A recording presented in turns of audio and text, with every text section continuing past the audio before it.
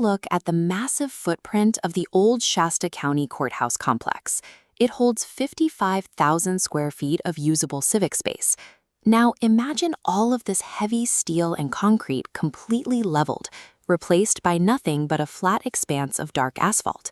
We are diving into the math behind this exact scenario. This financial investigation is brought to you by Shasta Unfiltered. Last year, the Shasta County Board of Supervisors took a vote.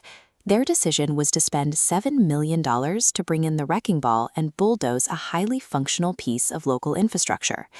Erasing a solid multi-story building just to pour a ground-level parking lot drains millions from the county ledger right now, while destroying an asset they already own outright. This chart illustrates the real math. On the left is the $7 million price tag to tear the complex down, but look at the right side. Rebuilding a comparable 3-story office structure in California today would cost between $25 and $40 million.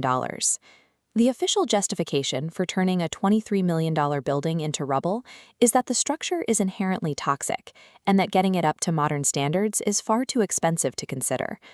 But the internal documents show a completely different reality.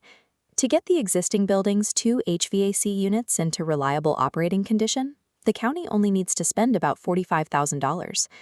When you run the actual numbers, the idea that this building is an unavoidable money pit completely collapses under scrutiny. John C. Dunlap knows the bones of this complex better than anyone. With 50 years of structural engineering experience, he personally oversaw the major remodel of the courthouse and annex in 1993, dealing directly with its reinforced concrete framing. His expertise is thoroughly documented at the highest levels. Ronald Reagan appointed Dunlap as the Assistant Chief of California's Division of Building Codes and Standards. Dunlap reviewed the November 2024 environmental survey, the very document being used by officials to label the building a severe toxic hazard. This data grid breaks down the exact findings of that survey. Out of 420 structural samples taken across the property, you can see nearly all of them turn green, meaning they are clean. Only a tiny fraction turned red, representing isolated spots of asbestos that are well understood and easily manageable. The physical hazards haven't forced the county's hand. They've been highly exaggerated to push through a demolition that was already decided on. While the county prepares to bulldoze its own property, take a look at their current real estate strategy. They scatter government departments across multiple, disconnected leased buildings, spanning across the entire city. Maintaining this fragmented network of offices isn't cheap. Taxpayers are currently bleeding over $2 million every single year to rent roughly 178,000 square feet of decentralized space. This line graph tracks rental agreements. With automatic consumer price index escalators, that $2 million baseline compounds aggressively year after year. Now, factor in the county's most severe obligation, a massive $46 million unfunded pension liability.